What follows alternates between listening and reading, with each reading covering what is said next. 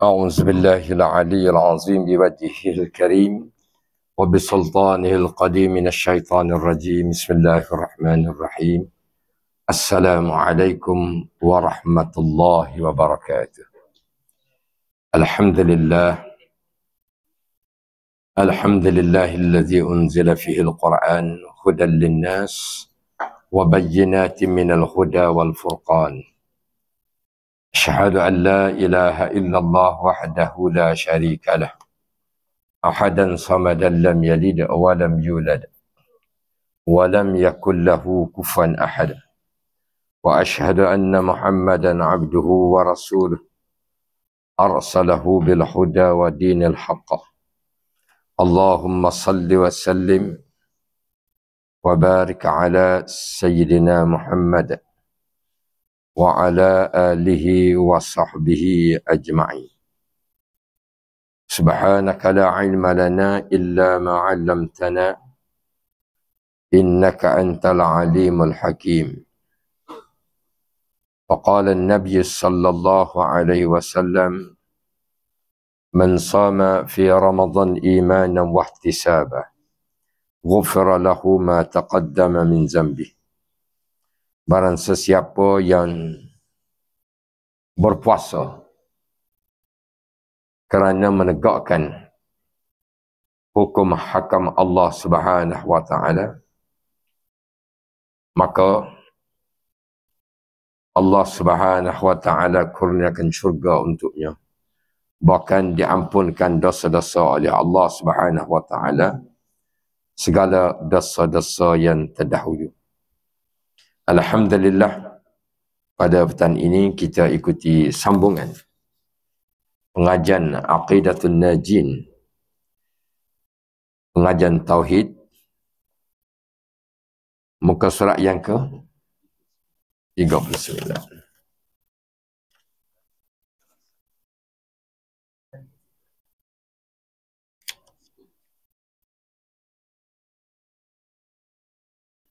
Dan segala rasa dan baginya 9.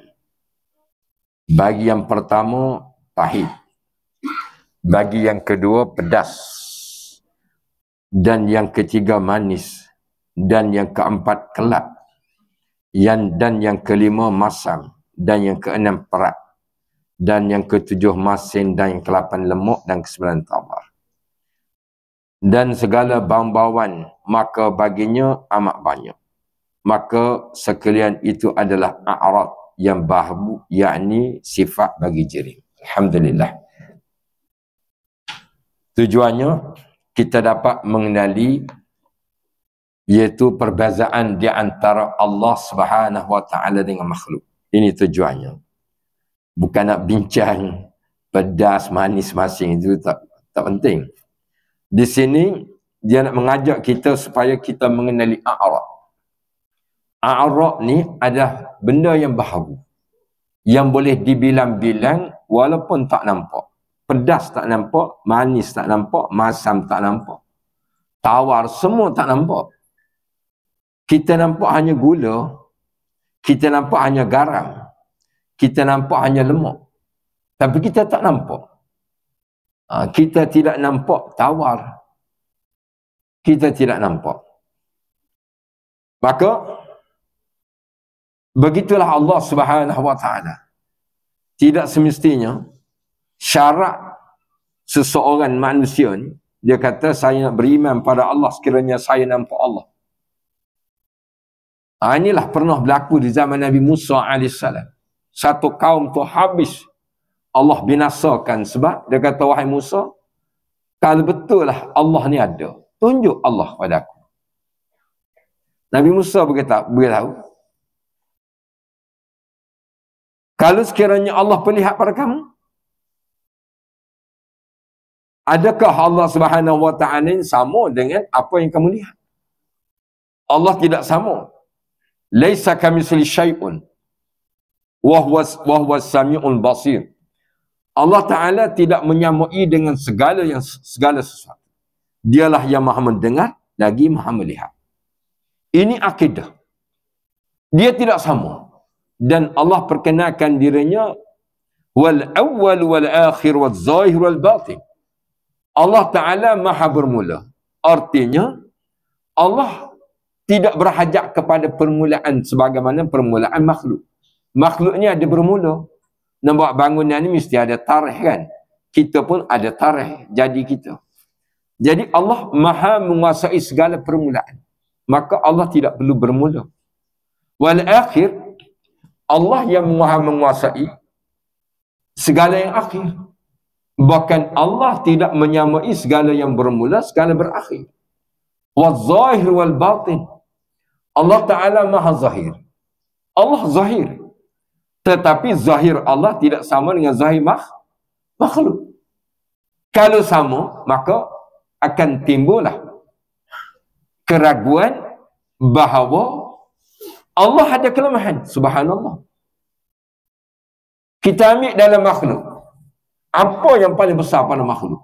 Langit. Paling besar pada makhluk. Maka, ada tak kelemahan pada langit? Ada juga. Langit juga ada kelemahan. Matahari, bulan, bintang, semua ada kelemahan. Antara kelemahannya, dia berhajat. Langit dia kekal. Selagi ada di kalangan mereka yang menghuni dunia ni beribadah pada Allah. Sebagaimana bumi ni masih kekal. Apabila ada orang Islam yang ucap kalimah la ilaha illallah. Kalau tidak ada orang Islam, bumi ini akan hancur. Bumi ini akan hancur. Namun tidak dimengertikan oleh orang-orang bukan Islam. Jadi kita orang Islam ni ada ni, selamat dia orang. Selamat. Maka, begitulah di sini. Dia nak beritahu pada kita bahawa kita kena yakin semua makhluk itu bersifat jirim.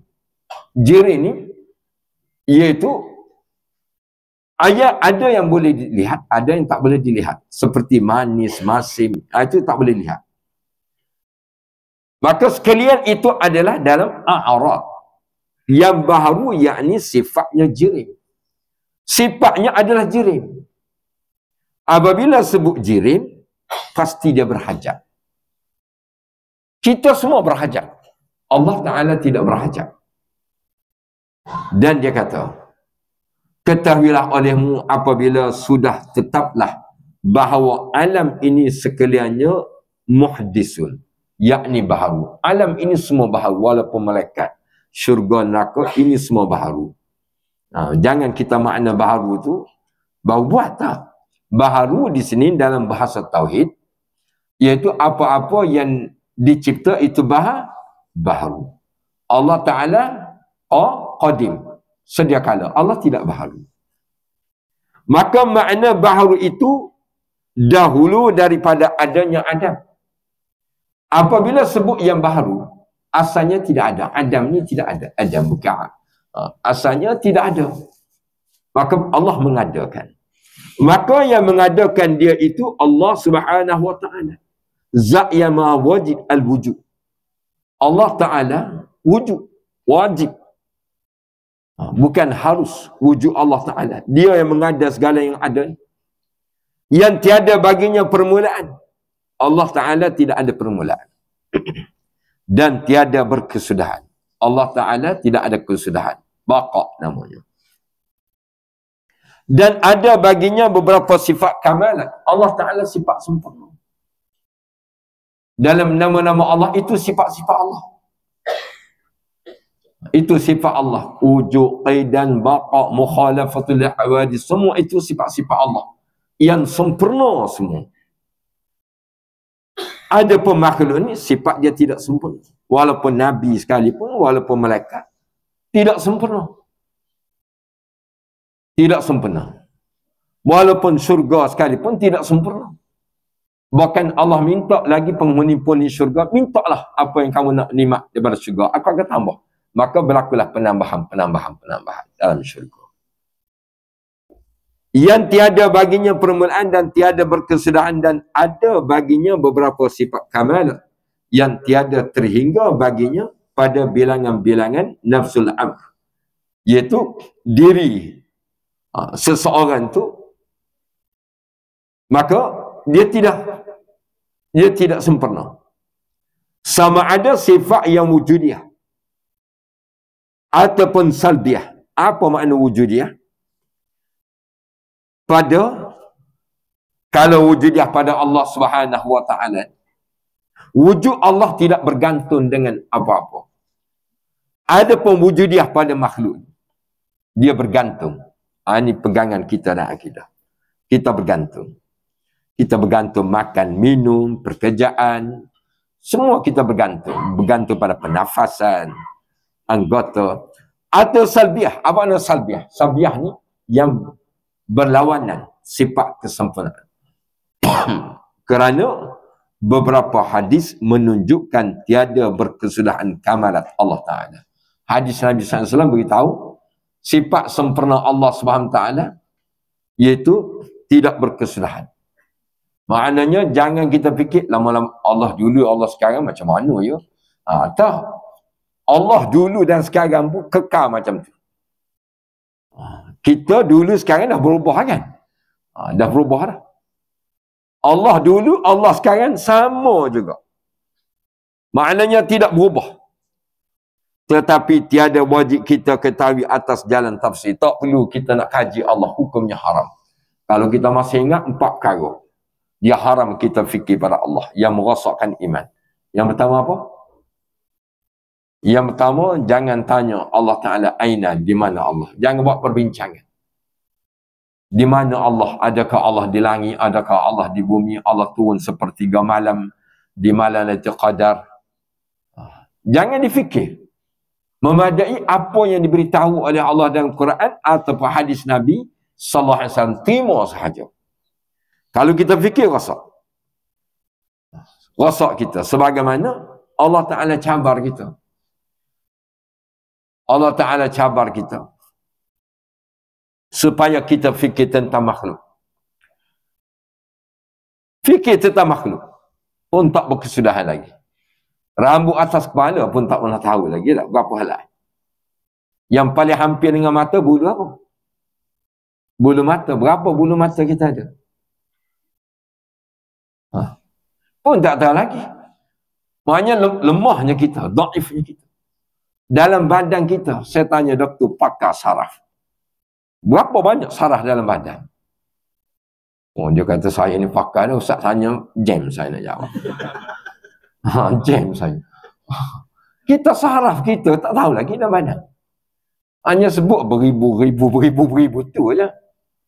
Jadi lemahnya kita. Dalam badan kita berbanyak kita tidak tahu. Maka wa tafakkaruna fi khalqis samawati wal ardh. Fikirlah Tuhan kata kejadian di langit dan bumi akan menyebabkan kamu ni jadi dekat dengan Allah. Bertambah dekat dengan Allah. Jadi yang pertama, jangan tanya aina Allah. Di mana Allah? Wasa iman kita. Yang kedua, jangan tanya mata, bila Allah. Tentang bila. Termasuk kalau kita berdoa, bila Allah nak terima doa saya. Jangan tanya begitu. Wasa iman kita. Kan ada begitu berlaku kan? Sampai bila Allah Ta'ala nak uji saya ni? Jangan tanya begitu. Ini qudrat iradah Allah, ilmu Allah. Allah ada perancangan dia. Allah ada perancangan.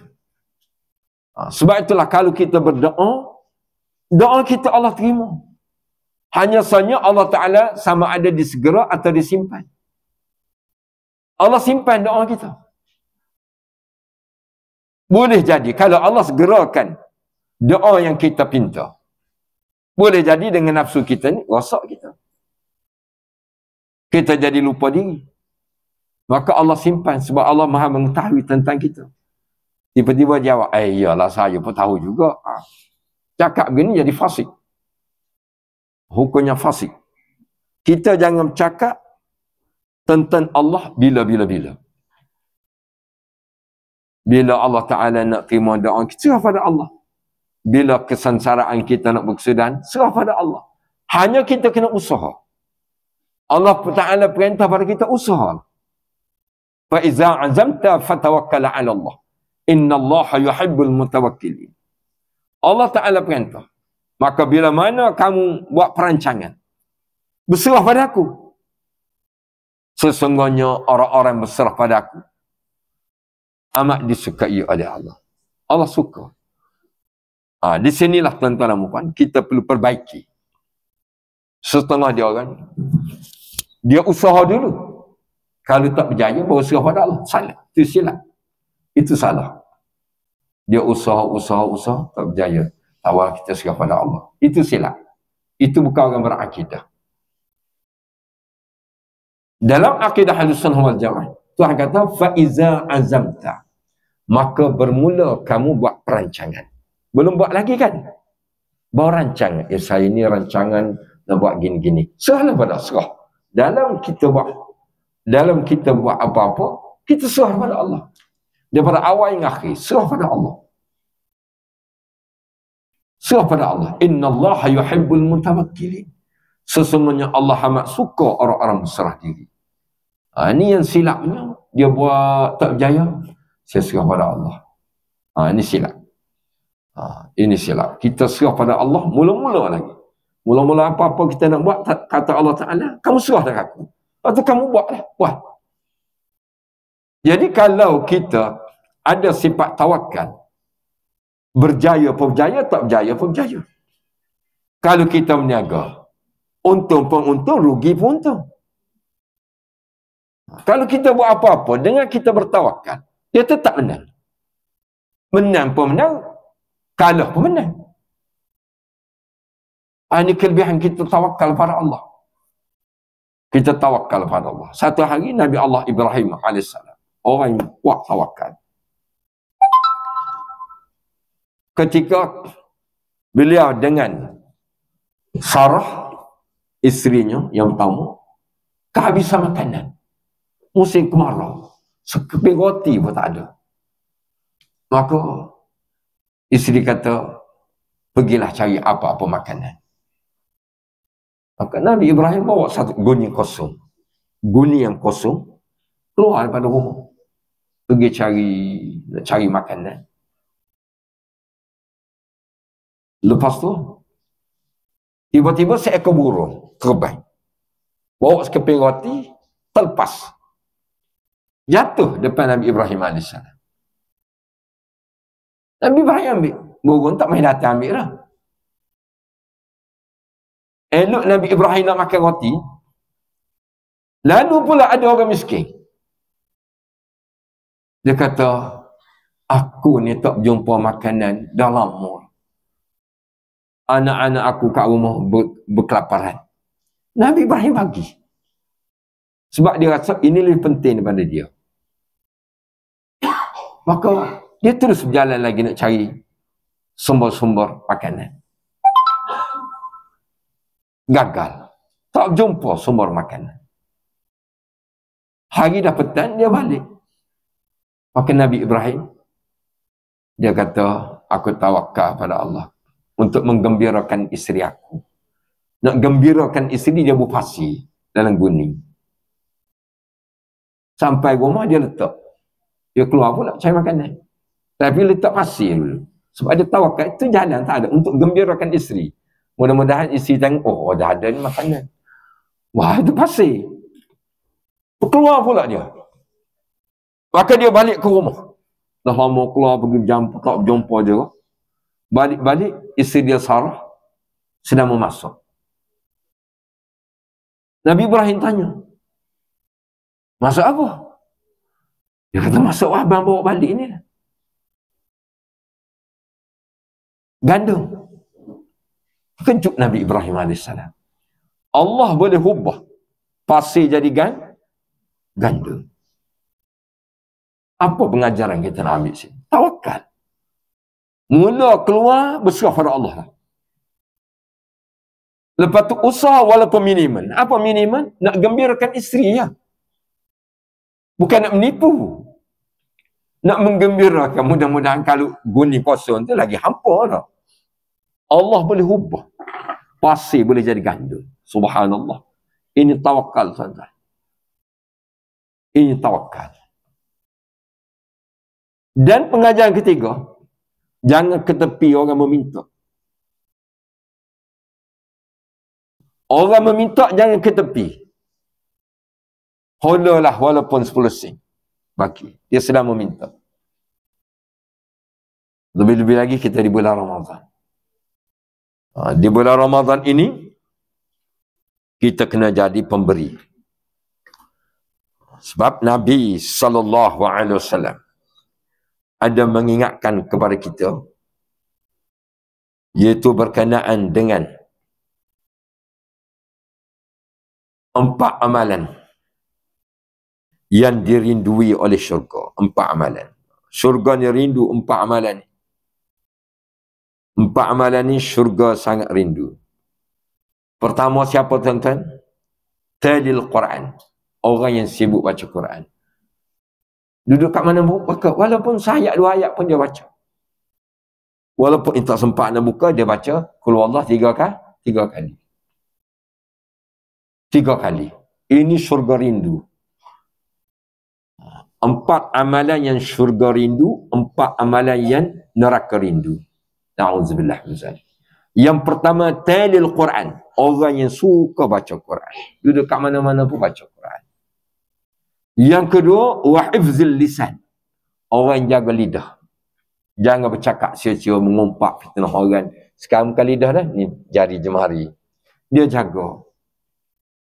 Dia jaga, tidak mengumpat, tidak fitnah memfitnah. Ini syurga rindu. Siapa lagi? Wa yut'imul ji'an. Orang suka bagi makan kepada orang lapar. Bulan Ramadan ni orang lapar. Kan puasa kan? Bagi makan. Berbuka puasa. Ini kita kena ambil peluang. Kita kena ambil peluang. Apabila di bulan Ramadan begini, kita kena bagi makan ke orang. Subhanallah. Dan yang keempat, iaitu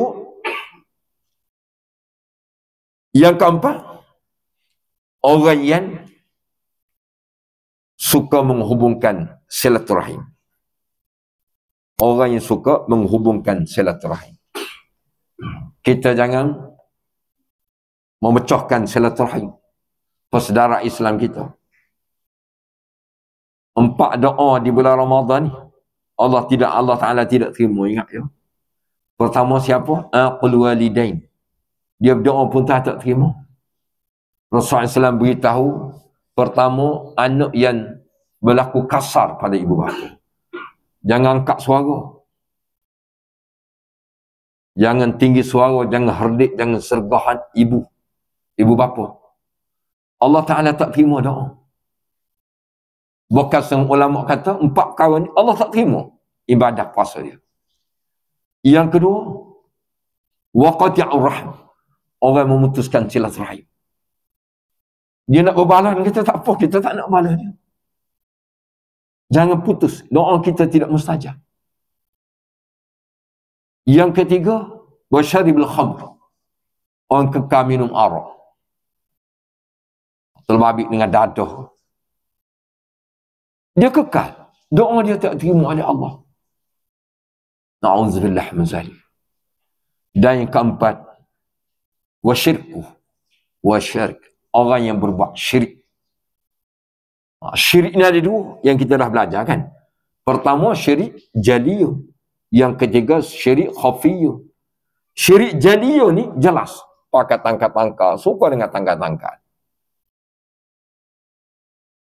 Syirik yang khafiyah ni, iaitu Nabi SAW beritahu, inni akhafu min ummati. Sesungguhnya aku sangat takut berlaku pada umat aku ni. Orang mukmin ni kononnya. Tetapi dia suka buat syirik. Apa dia? Ar-riya'. Suka menunjuk-nunjuk. Kita buat apa-apa jangan nak menunjuk. Itu termasuk syirik. Kalau syirik, Tuhan tak terima doa. Bahkan Allah Ta'ala ingatkan, kalau dia mati dan syirik, Allah Ta'ala tak terima dah. Kalau dia sempat bertaubat, tak apa. Baik. Dan 4 perkara yang dirindui oleh neraka. Neraka rindu ni. Itulah dia. Doa yang Allah Ta'ala tak terima tadi. Pertama. Yang neraka rindu tadi. Pertama. Aqul walidain. Anak yang berlaku kasar pada ibu bapa. Subhanallah.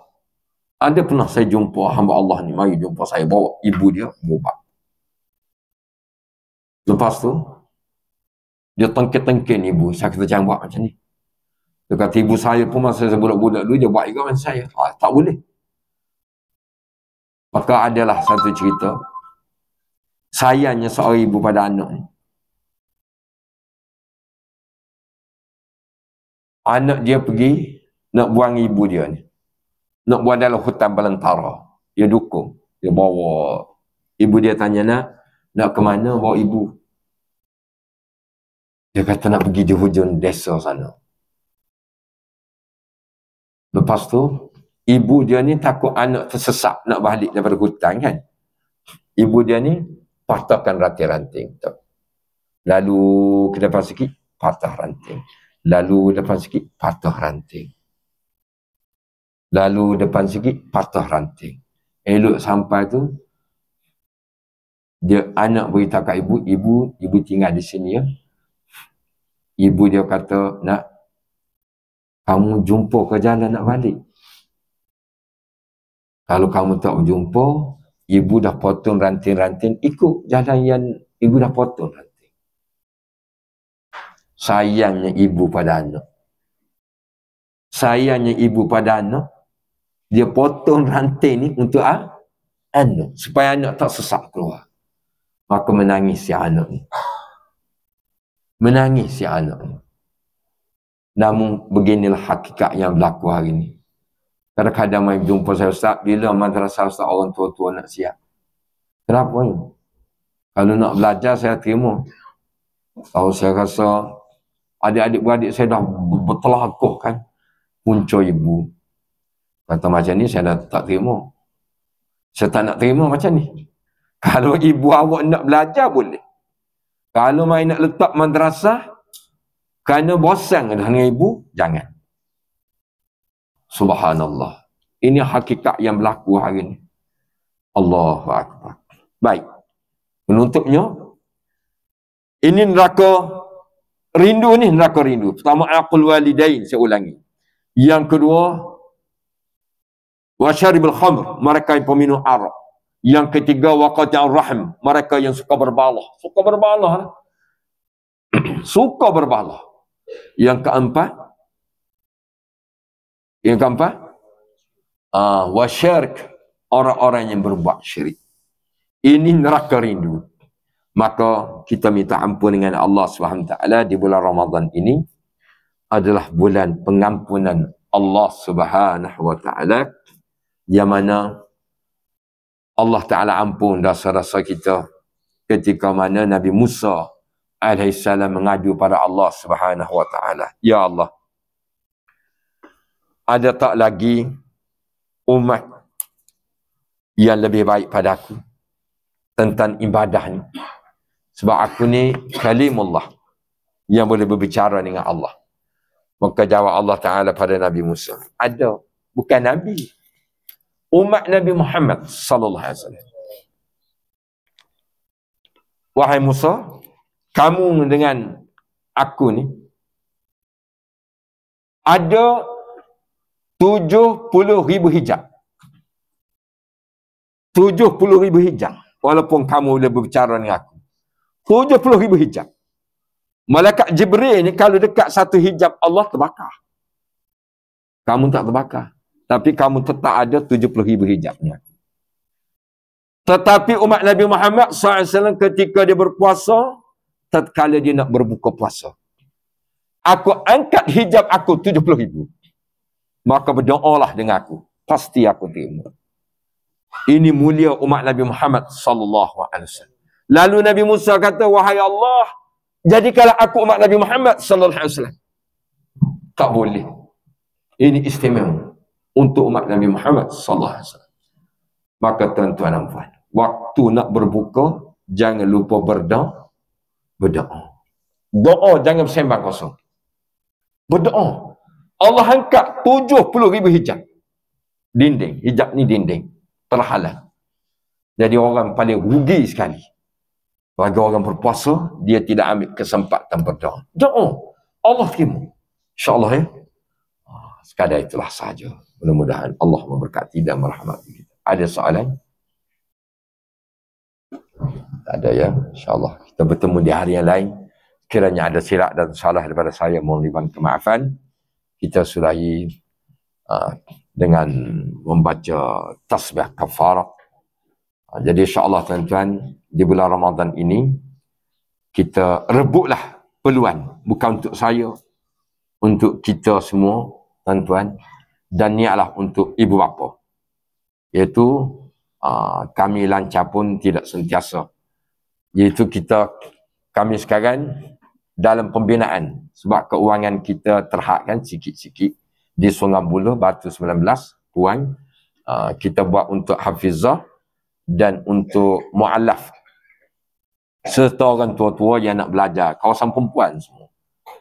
Jadi kami dah siap lebih kurang baru 25%. Baru siap dua tingkat bangunan. Dia semuanya 2 bangunan. Jadi satu bangunan tu lebih kurang dalam 3-4 juta jugalah. Jadi insyaAllah kita buat sikit-sikit melalui kita buat jualan amal kat luar ni. Itulah kita dapat support tuan-tuan. InsyaAllah sesiapa yang nak bagi infak pun boleh. InsyaAllah ya. Kita surahi dengan subhanakallahumma wa bihamdika asyhadu an la ilaha illa anta astaghfiruka wa atubu ilaik.